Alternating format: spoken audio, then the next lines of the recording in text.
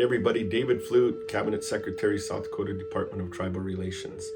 For this week's Buffalo Nation News, I want to share with everybody the upcoming state tribal opioid and meth prevention that we have here in the state of South Dakota.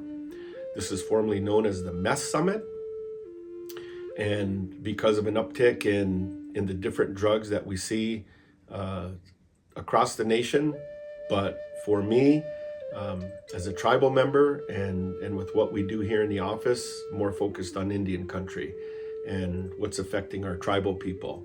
And we know that opioids, meth, heroin, a lot of those hard illicit drugs are really affecting our tribal communities. And so the governor had charged us with being creative to think of something new that hasn't been done before.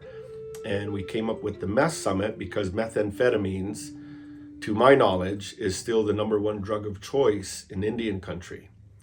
We know that opioids are laced with fentanyl, which are very deadly. And so we have this state tribal opioid meth prevention conference to bring people together.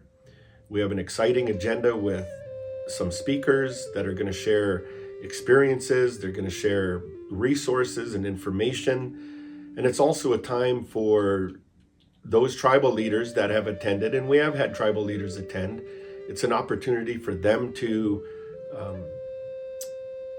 build some relationships with those in the state government and those that are treatment providers, those that are part of our Department of Social Services and Department of Health folks. A lot of state partners that join our STOMP Summit, as we call it, the STOMP. And I'll just share a little bit why we came up with the acronym STOMP.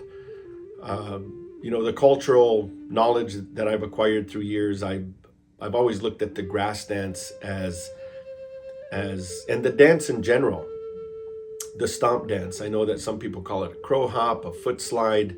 There's some call it a stomp dance. And I know there's different songs and there's different footwork that goes with the slide step and the crow hop and the stomp dance.